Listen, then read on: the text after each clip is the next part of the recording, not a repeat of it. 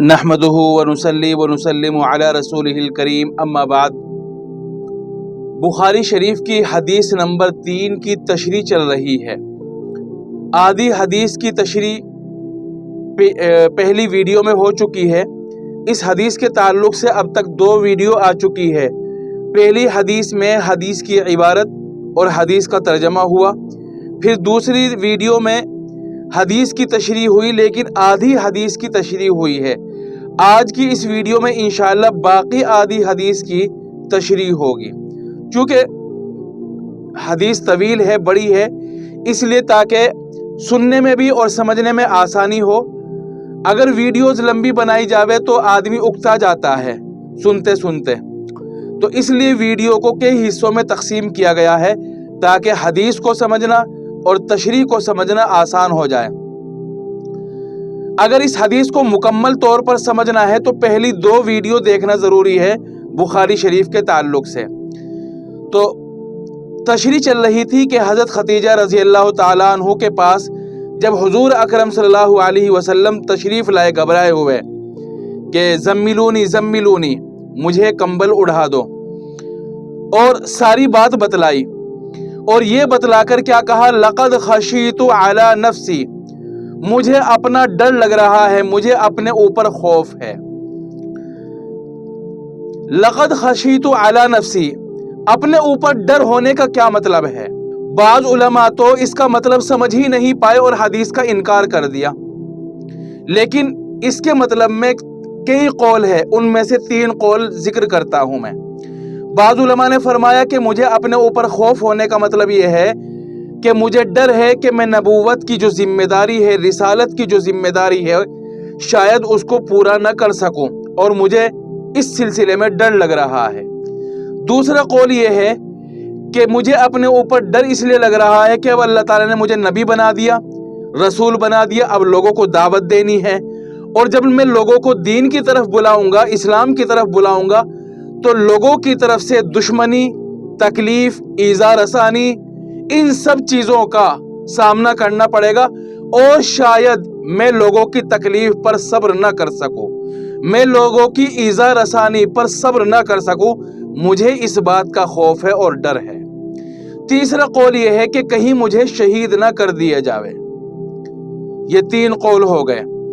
اکثر علماء نے پہلے قول ہی کو راجح قرار دیا ہے۔ تیسرے قول پر ایک اعتراض ہے کہ حضور کو شہید ہونے کا ڈر کیسے ہو سکتا ہے؟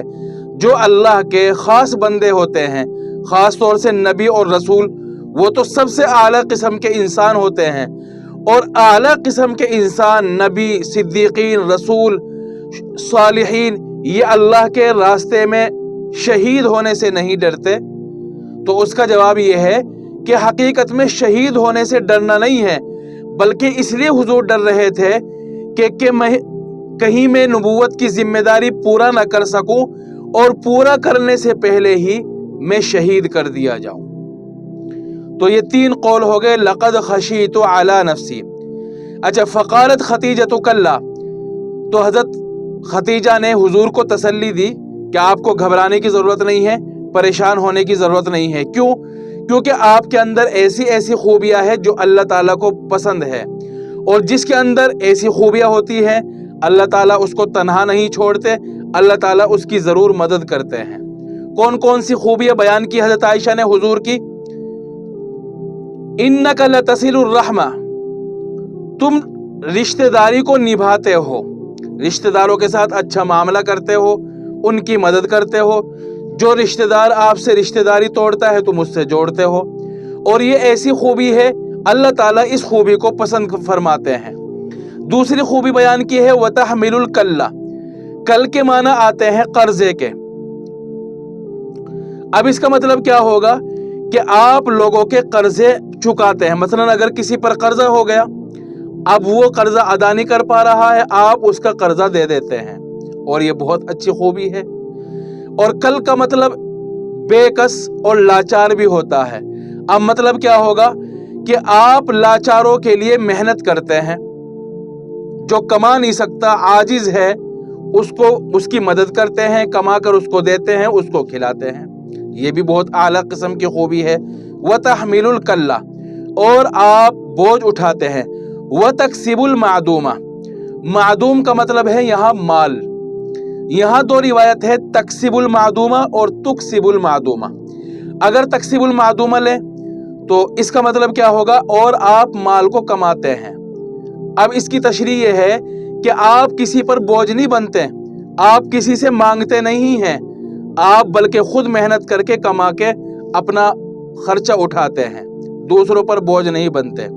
اور اگر تکسب المعدومہ لے تو اس کا مطلب ہوتا ہے کہ آپ مال کمواتے ہیں، یعنی جو لوگ بے روزگار ہے، کما نہیں سکتے، آپ ان کو کام دیتے ہیں، آپ ان کو کام سمجھاتے ہیں. اب اس کا مطلب یہ ہو جائے گا، اور یہ بھی اعلیٰ قسم کی خوبی ہے. تو تکسب المعدومہ اور آپ مال کماتے ہیں. وتقری الضیف اور مہمان نوازی کرتے ہیں. وتعین علی نوائب الحق اور حق کی مصیبتوں پر مدد کرتے ہیں، یعنی آپ حق کے لیے پریشانی اٹھاتے ہیں. یہ بھی اعلیٰ قسم کی خوبی ہے جو اللہ تعالیٰ کو بہت پسند ہے. فانطلقت به خدیجۃ حتی اتت به ورقۃ بن نوفل بن اسد بن عبد العزیٰ ابن عم خدیجہ. حضرت خدیجہ نے پہلے تو خود تسلی دی، اور اصلی غمخوار کی، اپنی اصلی رفیق حیات کی یہی پہچان ہوتی ہے کہ سب سے پہلے وہ خود تسلی دیتی ہے. حضرت خدیجہ نے پہلے خود تسلی دی اور پھر اپنے چچا زاد بھائی ورقہ ابن نوفل کے پاس لے گئی تسلی کے لیے کہ میں نے تو سمجھا دیا. اب ورقہ ابن نوفل کے پاس لے گئی. ورقہ ابن نوفل یہ نصرانی تھے اور نصرانیت کے بہت بڑے عالم تھے. جب حضور کے ساتھ یہ واقعہ پیش آیا تو بڑے بوڑھے ہو گئے تھے، عمر دراز ہو گئے تھے، نابینا بھی ہو گئے تھے بلکہ. اور یہ نصرانیت کے بہت بڑے عالم تھے اور تینوں زبانوں میں ماہر تھے، عربی میں بھی، عبرانی میں بھی اور سریانی میں بھی، تینوں زبانوں میں ماہر تھے. اور یہ حضرت خدیجہ کے چچا زاد بھائی بھی تھے. کیسے؟ حضرت خدیجہ کے والد کا نام ہے خویلد اور ورقہ کے والد کا نام ہے نوفل. تو ورقہ کے والد اور حضرت خدیجہ کے والد دونوں سگے بھائی تھے. کیوں؟ کیونکہ دونوں کے دونوں اسد ابن عبد العزیٰ کے بیٹے تھے، تو اس حساب سے دونوں چچا زاد بھائی بہن ہوئے. ورقہ ابن نوفل کا جو انتقال ہوا وہ سن 4 نبوی میں، یعنی حضور کو نبوت ملنے کے بعد چوتھے سال میں، سن 4 نبوی میں ان کا انتقال ہوا. اچھا، ورقہ ابن نوفل کے بارے میں علماء کے درمیان میں یہ اختلاف ہے کہ یہ صحابی بھی تھے یا نصرانی ہی رہے. تو بعض علماء نے فرمایا کہ یہ نصرانی ہی رہے، یہ ایمان نہیں لائے تھے، یہ صحابی نہیں تھے. اور بعض علماء نے فرمایا کہ نہیں، یہ مسلمان تھے، صحابی تھے اور جنتی ہے. کیسے؟ کیونکہ ایک تو سب سے پہلے یہی اس واقعے میں نے بتلایا تھا کہ جب حضرت خدیجہ حضور کو لے کر ورقہ ابن نوفل کے پاس گئی تو ورقہ ابن نوفل نے آپ کی تصدیق کی کہ آپ اللہ کے نبی بن گئے، آپ اللہ کے رسول بن گئے، اور آپ کے پاس فرشتہ آیا ہے، حضرت جبرائیل آئے ہیں، وہی فرشتہ جو حضرت موسیٰ کے پاس آیا کرتا تھا. تو یہ تصدیق ہو گئی. اور سیرت کی کتابوں میں، تاریخ کی کتابوں میں آتا ہے حضرت بلال کا وہ مشہور واقعہ کہ ان کا آقا، یعنی حضرت بلال کا آقا، حضرت بلال کو گرمی کے موسم میں دوپہر میں تپتی ہوئی ریت پر ڈال کر مارا کرتا تھا. اور حضرت بلال رضی اللہ تعالیٰ عنہ پھر بھی فرش پر لیٹے ہوئے ہیں، پٹ رہے ہیں، پھر بھی کہتے تھے احد احد احد، اللہ ایک ہے، اللہ ایک ہے. مشہور واقعہ ہے حضرت بلال کا. ایک دفعہ ورقہ ابن نوفل کا وہاں سے گزر ہوا، بلال حبشی کے راستے سے، تو حضرت بلال زبان سے یہی کہہ رہے تھے احد احد. تو ورقہ ابن نوفل نے ان کو تائید کی، احد احد، ایک ایک ہی کہتے رہنا، یعنی توحید پر ہی قائم رہنا، آپ توحید پر ہی قائم رہنا. اس سے بھی معلوم ہوتا ہے کہ ورقہ ابن نوفل ایمان لے آئے تھے. اور اسی طرح جب حضرت خدیجہ حضور کو وہاں لے گئی ورقہ ابن نوفل کے پاس، تو ورقہ نے کیا کہا تھا کہ اگر میں نے وہ وقت پایا جب تمہیں مدد کی ضرورت ہوگی، جب لوگ تمہارے مخالف ہوں گے، تو میں تمہاری ضرور مدد کروں گا، بھرپور مدد کروں گا. کاش میں اس وقت جوان ہوتا، کاش میں اس وقت زمانہ پاتا. تو اس سے بھی معلوم ہوتا ہے اسی طرح ایک حدیث شریف میں ہے رسول اللہ صلی اللہ علیہ وسلم نے فرمایا کہ ورقہ ابن نوفل کو میں نے جنت کے لباس میں دیکھا ہے کہ ریشم کا لباس پہنے ہوئے ہیں، کیونکہ وہ مجھ پر سب سے پہلے ایمان لائے تھے۔ تو اس حدیث شریف سے بھی معلوم ہوتا ہے کہ ورقہ ابن نوفل ایمان لے آئے تھے، اگرچہ یہ روایت ضعیف ہے لیکن اس سے ثابت ہوتا ہے۔ اچھا، مسلمانوں کو شروع کے 3 سال میں جب حضور کو نبوت ملی، شروع کے 3 سال تک کھلم کھلا دعوت دینے کی اجازت نہیں تھی۔ چپ کے وہ دین کا کام کیا کرتے تھے، ایک دوسرے کو دعوت دیا کرتے تھے اور عبادت بھی کیا کرتے تھے۔ 3 سال کے بعد سن 4 نبوی میں کھلم کھلا مسلمانوں کو دین کا اعلان کرنا اور دین کی دعوت دینے کی اجازت ہوئی، بلکہ حکم ہوا۔ اور سن 4 نبوی میں ہی ورقہ ابن نوفل کا انتقال ہوا۔ اس کا مطلب یہ ہوا کہ ورقہ ابن نوفل نے وہ زمانہ پایا جس میں دعوت چپکے سے اور خاموشی کے ساتھ دی جاتی تھی، تو دعوت کا انہوں نے زمانہ پایا تو ظاہر سی بات ہے کہ انہوں نے ایمان قبول کیا ہی ہوگا۔ تو ورقہ ابن نوفل کے پاس حضور اکرم صلی اللہ علیہ وسلم کو لے گئی ہے حضرت خدیجہ رضی اللہ تعالی عنہ۔ وَكَانَ امْرَأً تَنَصَّرَ فِي الْجَاهِلِيَّةِ، اور ورقہ ابن نوفل یہ نصرانی ہو گئے تھے زمانہ جاہلیت میں۔ وَكَانَ يَكْتُبُ الْكِتَابَ بِالْعِبْرَانِيَّةِ فَيَكْتُبُ مِنَ الْإِنْجِيلِ بِالْعِبْرَانِيَّةِ مَا شَاءَ اللَّهُ أَن يَكْتُبَ، تو یہ انجیل کو عبرانی زبان میں لکھا کرتے تھے جو اللہ چاہتا۔ وَكَانَ شَيْخًا كَبِيرًا، یہاں کیا لکھا ہوا ہے؟ فَيَكْتُبُ مِنَ الْإِنْجِيلِ بِالْعِبْرَانِيَّةِ، یہ انجیل کو عبرانی زبان میں لکھا کرتے تھے، جس طرح آج کل کمپیوٹر سے اور مشین سے لکھتے ہیں۔ یہ چونکہ نصرانی تھے تو انجیل کو ماننے والے تھے تو اس کو لکھا کرتے تھے یہ۔ اور بعض روایت میں یہاں کیا ہے؟ بالعبرانیہ کی جگہ عربیہ، یعنی یہ انجیل کا ترجمہ کیا کرتے تھے اور عبرانی زبان سے، سریانی زبان سے عربی میں لکھا کرتے تھے۔ علماء نے ان کے بارے میں لکھا ہے کہ یہ تینوں زبان کے ماہر تھے، عبرانی، عربی اور سریانی۔ اچھا، جو سب سے قدیم زبان ہے دنیا کی وہ سریانی ہے۔ تمام نبیوں کی جو زبان رہی ہے وہ سریانی رہی ہے۔ تمام نبیوں کے پاس جو وحی آیا کرتی تھی وہ سریانی زبان میں ہی آیا کرتی تھی۔ تو اچھا، بعض علماء نے کہا کہ اللہ تعالیٰ کی طرف سے تو عربی میں ہی آتی تھی وحی، لیکن انبیاء کرام اپنی قوم کو سریانی زبان میں ترجمہ کر کے وہ وحی سنایا کرتے تھے۔ تو دونوں طرح کے قول ہے۔ بعض علماء نے فرمایا کہ سریانی میں ہی وحی آتی تھی، اور بعض نے فرمایا کہ وحی تو عربی میں ہی آتی تھی لیکن انبیاء کرام اپنی قوم کے سامنے سریانی زبان میں ترجمہ کیا کرتے تھے۔ حضرت آدم علیہ السلام کی زبان بھی سریانی تھی۔ دیکھ لو، سب سے پرانی زبان سریانی زبان ہے۔ حضرت آدم علیہ السلام جنت میں عربی بولا کرتے تھے، جب دنیا میں آئے تو سریانی بولتے تھے، جب انہوں نے توبہ کر لی پھر وہ عربی ہی بولنے لگے۔ یہ تو ہو گئی سریانی زبان کی تاریخ۔ اچھا، اللہ تعالیٰ نے جو حضرت آدم کو چیزوں کے نام سکھائے جو سورہ بقرہ میں آیا، وَعَلَّمَ آدَمَ الْأَسْمَاءَ كُلَّهَا، جو چیزوں کے نام سکھائے وہ بھی سریانی زبان میں ہی سکھائے تھے۔ اچھا، رہ گئی عبرانی زبان۔ عبرانی زبان کہاں سے آئی ہے؟ یہ حضرت ابراہیم کی زبان ہے۔ کیسے؟ حضرت ابراہیم سریانی زبان ہی بولتے تھے، لیکن پھر نمرود چونکہ آپ کا دشمن ہو گیا تھا تو آپ نے اپنے علاقے کو چھوڑ کر شام کی طرف ہجرت کی اور نہر فرات کو پار کیا۔ جیسے ہی نہر فرات کو پار کیا تو آپ کی زبان بدل گئی، آپ کو اللہ تعالیٰ نے نئی زبان دے دی۔ اسی زبان کو کہتے ہیں عبرانی زبان، جو حضرت ابراہیم کو بعد میں اللہ تعالیٰ کی طرف سے سکھائی گئی۔ اچھا، یہ کیوں سکھائی گئی تھی؟ کیونکہ جب نمرود کے سپاہی آپ کو پکڑنے کے لیے دوسرے علاقے میں گئے، جہاں یعنی ملک شام میں گئے جہاں حضرت ابراہیم ہجرت کر کے گئے تھے، تو بادشاہ نے کہا تھا کہ ایسے شخص کو پکڑ کے لاؤ جو اس طرح کی یعنی سریانی زبان بولتا ہو۔ اب فوجی وہاں گئے، حضرت ابراہیم کا سامنا کیا تو دیکھا یہ تو سریانی نہیں کوئی اور زبان بول رہا ہے، تو وہ فوجی حضرت ابراہیم کو چھوڑ کر آ گئے۔ اس طرح اللہ تعالیٰ نے زبان بدل کر حضرت ابراہیم کی حفاظت کی۔ تو اس کو عبرانی کیوں کہتے ہیں؟ یہ چونکہ حضرت ابراہیم نے زبان سیکھی تھی دریا کو عبور کر کے، پار کر کے، تو اسی لفظ عبور سے یہ یہ زبان آئی ہے عبرانی، اسی سے نکل کر آیا ہے یہ لفظ۔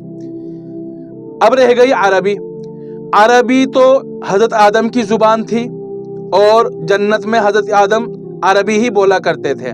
عام طور سے یہ سمجھا جاتا ہے کہ عربی زبان کے جو موجد ہے وہ حضرت اسماعیل علیہ السلام ہیں، لیکن یہ صحیح نہیں ہے۔ عربی زبان پہلے سے ہی دنیا میں موجود تھی، اگرچہ اس کا وہ پھیلی ہوئی نہیں تھی، عام نہیں تھی۔ انبیاء کی جو زبان تھی وہ سریانی تھی، لیکن عربی بھی تھی۔ حضرت اسماعیل نے جو عربی زبان سیکھی تھی وہ قبیلہ بنو جرہم سے سیکھی تھی، جو سفر کرتے ہوئے حضرت اسماعیل تک پہنچا تھا، واقعہ مشہور ہے وہ، ان سے سیکھی تھی، اور پھر عربی زبان ان سے پھیل گئی حضرت اسماعیل کی اولاد سے۔ یہ تو کہہ سکتے ہیں کہ حضرت اسماعیل عربی زبان کے مجدد ہے، لیکن موجد نہیں کہہ سکتے۔ بھائی بنو جرہم سے اسی لیے تو سیکھی ہوگی کہ بنو جرہم کو آتی ہوگی، تو حضرت اسماعیل سے پہلے ہی تھی عربی زبان۔ تو یہ ورقہ ابن نوفل عبرانی اور سریانی اور عربی تینوں زبان کے ماہر تھے۔ فانطلقت به خدیجہ، تو حضرت خدیجہ حضور کو لے کر ورقہ ابن نوفل ابن اسد ابن عبد العزیٰ کے پاس لے کر آئی۔ یہ ورقہ ابن نوفل کون ہے؟ ابن عمی خدیجہ، حضرت خدیجہ کے چچا زاد بھائی۔ وکان امرأ تنصر فی الجاہلیۃ، اور یہ زمانہ جاہلیت میں نصرانی ہو گئے تھے، اور یہ عبرانی زبان میں کتاب لکھا کرتے تھے، کتاب سے مراد انجیل۔ فیکتب، لہٰذا وہ انجیل عبرانی زبان میں لکھتے تھے جو اللہ چاہتا۔ وکان شیخا کبیرا، اور یہ بڑے بوڑھے تھے، قد عمی، جو نابینا ہو گئے تھے۔ فقالت لہ خدیجہ، تو ورقہ ابن نوفل کو حضرت خدیجہ نے کہا، یا ابن عمی، اے میرے چچا زاد بھائی، اسمع من ابن اخیک، اپنے بھتیجے کی بات سنو۔ حضرت خدیجہ نے ورقہ ابن نوفل کو کیا کہا حضور کو لے جا کر کہ ورقہ ابن نوفل، اے میرے چچا زاد بھائی، اپنے بھتیجے کی بات سنو۔ حضور کو ورقہ ابن نوفل کا بھتیجا کہا۔ حضور کیسے بھتیجے ہوئے ان کے؟ ایک تو عام طور سے عرف میں بڑے کو چچا اور چھوٹے کو بھتیجا کہہ دیتے ہیں، شاید اسی لیے حضور کو حضرت خدیجہ نے ورقہ ابن نوفل کا بھتیجا کہا۔ اور دوسری وجہ اس کی یہ ہو سکتی ہے کہ حضور کے جو والد ہے عبداللہ اور ان کے پردادا یعنی عبداللہ کے پردادا عبد مناف، یہ اور ورقہ ابن نوفل کے دادا یعنی عبد العزیٰ، یہ دونوں کے دونوں حقیقی بھائی ہے آپس میں۔ کس کے؟ قصی کے۔ قصی کے دو بیٹے ہیں، عبد العزیٰ اور عبد مناف۔ عبد مناف کی نسل سے حضور ہے اور عبد العزیٰ کی نسل سے ورقہ ابن نوفل ہے۔ تو اگر اوپر جا کر دیکھے تو یہ دونوں چچا بھتیجے ہوئے۔ اپنے بھتیجے کی بات سنو۔ فقال لہ ورقہ، تو حضور کو ورقہ نے کہا، اے میرے بھتیجے، ماذا ترا، آپ نے کیا دیکھا؟ فاخبرہ رسول اللہ صلی اللہ علیہ وسلم خبر ما رآ، تو رسول اللہ صلی اللہ علیہ وسلم نے ورقہ کو وہ پوری بات بتلائی جو انہوں نے دیکھا۔ فقال لہ ورقہ، تو حضور کو ورقہ نے کہا، ھذا الناموس الذی نزل اللہ علی موسیٰ، یہ تو وہی رازدار ہے جس کو اللہ تعالیٰ نے موسیٰ پر نازل کیا تھا۔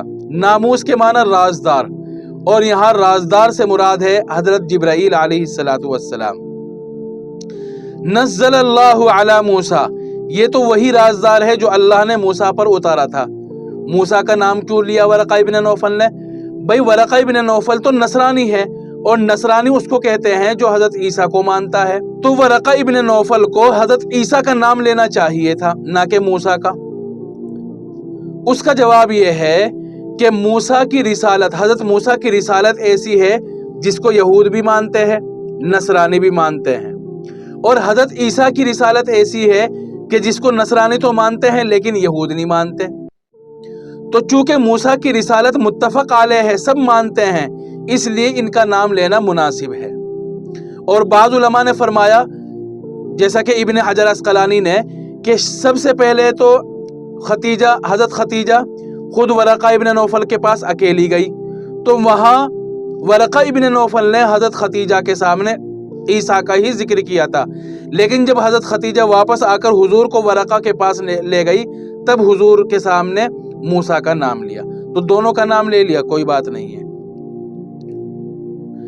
یا لیتنی فیہا جزع، کاش میں اس وقت میں جوان ہوتا، یا لیتنی اکون حیا، کاش میں اس وقت زندہ ہوتا، اذ یخرجک قومک، جب تیری قوم تجھے نکال دے گی۔ فقال رسول اللہ صلی اللہ علیہ وسلم، تو رسول اللہ صلی اللہ علیہ وسلم نے فرمایا او مخرجیہم، کیا وہ مجھے نکال دیں گے؟ قال نعم، ورقہ نے کہا کہ ہاں۔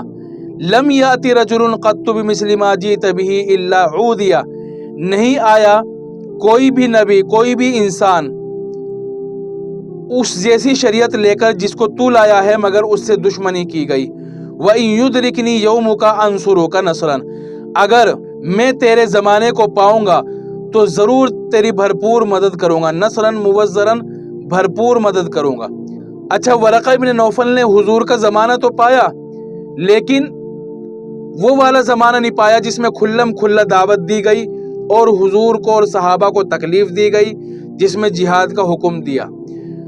تو ورقہ نے کیا کہا تھا، اگر میں نے وہ زمانہ پایا گیا جب تجھے تکلیف دی جائے گی، جہاد کیا جائے گا، تو میں تیری مدد کروں گا، لیکن ورقہ ابن نوفل کا انتقال پہلے ہی ہو گیا تھا۔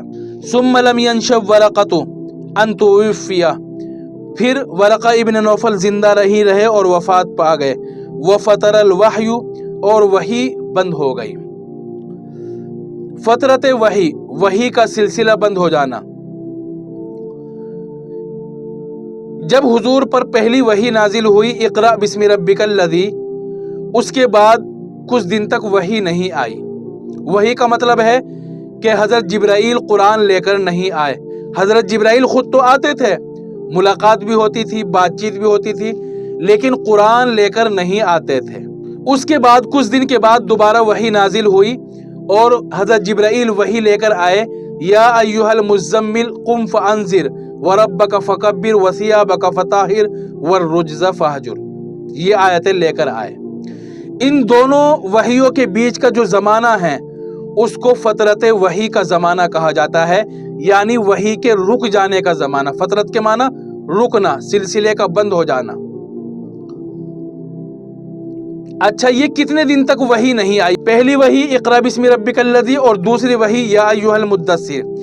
اچھا، یہ بیچ میں جو سلسلہ رکا رہا، وحی نہیں آئی پہلی وحی کے بعد، یہ کتنا وقت تھا؟ یعنی دونوں وحی کے بیچ میں کتنا فاصلہ تھا؟ بعض علماء نے تو فرمایا کہ 3 سال۔ پہلی وحی یا اقرأ بسم ربک الذی، اس کے بعد 3 سال تک کوئی وحی نہیں آئی، 3 سال کے بعد آئی یا ایھا المدثر قم فانذر۔ بعض علماء نے فرمایا کہ نہیں، 3 سال نہیں، 2.5 سال۔ ایک قول اس میں یہ ہے کہ 2 سال تک، 2 سال کا فاصلہ ہے بیچ میں۔ بعض علماء نے فرمایا کہ 6 مہینے، بعض علماء نے فرمایا کہ 40 دن، بعض علماء نے فرمایا کہ 3 دن، بعض علماء نے کہا، ایک قول یہ ہے کہ 12 دن، اور بعض علماء کا قول ہے کہ کچھ دن، کوئی تعین نہیں، بس کچھ دن، بعض علماء نے یہ فرمایا۔ اصحاب سیرت نے اور اکثر علماء نے جو قول لیا ہے وہ 3 سال والا، یعنی پہلے قول جو ذکر کیا گیا 3 سال، اور کچھ علماء نے 40 دن والا قول لیا ہے۔ یہ 2 قول ہی زیادہ راجح ہے اور اکثر محققین نے انہی 2 قول میں سے کسی ایک قول کو لیا ہے۔ اصحاب سیرت نے 3 سال والا قول لیا ہے اور بعض علماء نے 40 دن والا قول لیا ہے۔ تو یہ 40 دن تک یا 3 سال تک کوئی وحی نہیں آئی ہے۔ اچھا، جب پہلی وحی آنے کے بعد دوسری وحی نہیں آئی تو حضور پریشان ہو گئے، یار ایک وحی آ گئی، دوبارہ کیوں نہیں آئی؟ کہیں اللہ تعالیٰ ناراض تو نہیں ہو گئے؟ اور حضور کی کیفیت تھی کہ ہر وقت غم میں رہتے، پریشانی میں رہتے، حتیٰ کہ حضور کے ذہن میں کبھی کبھی یہ بھی دل میں آتا کہ کسی اونچی جگہ سے، پہاڑ سے کود کر اپنی جان دے دوں۔ ایسے خیالات، کیونکہ حضور کے اندر اتنی بے چینی تھی۔ دوسری وحی کیوں نہیں آ رہی ہے؟ حضور کو دوسری وحی کا شوق اور جذبہ اتنا ہو رہا تھا۔ حضور کو اللہ تعالیٰ کے کلام کو سننے کا اور حضور کو اللہ تعالیٰ سے بات کرنے کا اتنا جذبہ ہو رہا تھا کہ خودکشی کے خیال تک حضور کے ذہن میں آ رہے تھے۔ اچھا، یہ وحی کا سلسلہ کیوں روکا گیا؟ اس میں کیا مصلحت تھی؟ کیا فائدہ تھا؟ بعض علماء نے تو فرمایا کہ اللہ تعالیٰ نے پہلی وحی نازل کر کے اس لیے سلسلہ بند کر دیا تھا کہ حضور کی طبیعت پر جو بوجھ پڑا تھا، حضور کی طبیعت پر جو بوجھ ہوا تھا اور حضور کو جو تکلیف ہوئی تھی وہ کم ہو جائے اور حضور کو سوچنے اور سمجھنے کا موقع ملے۔ اور بعض علماء نے فرمایا کہ اس لیے کہ تاکہ حضور کے اندر شوق اور جذبہ پیدا ہو۔ جب حضور کے اندر شوق پیدا ہو، ایک دفعہ چیز کا مزہ چکھ لیا، اللہ تعالیٰ کے کلام کا مزہ چکھ لیا حضور نے، تو اب اس کے حاصل کرنے کا شوق اور زیادہ پیدا ہو جائے گا۔ تو حضور کے اندر شوق بڑھانے کے لیے یہ اس وحی کا سلسلہ بند کیا گیا۔ یہاں حدیث نمبر 3 کی تشریح پوری ہو گئی ہے۔ اب آگے قال ابن شہاب سے یہ تحویل ہے، اس حدیث کی تحویل ہے اور آگے متابع بھی ہے۔ اللہ تعالی ہم سب کو عمل کرنے کی توفیق عطا فرمائے۔